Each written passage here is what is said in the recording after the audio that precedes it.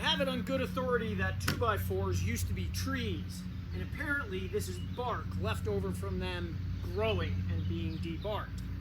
To clean up my pressure-treated decks, I take a grinder, a flapper wheel, and I just ease this shape a little bit, and it all disappears into itself. Is it perfect? No, it's not, but it looks pretty good, and everybody's happy when I'm done. Grinder, flapper wheel, bark. Bye.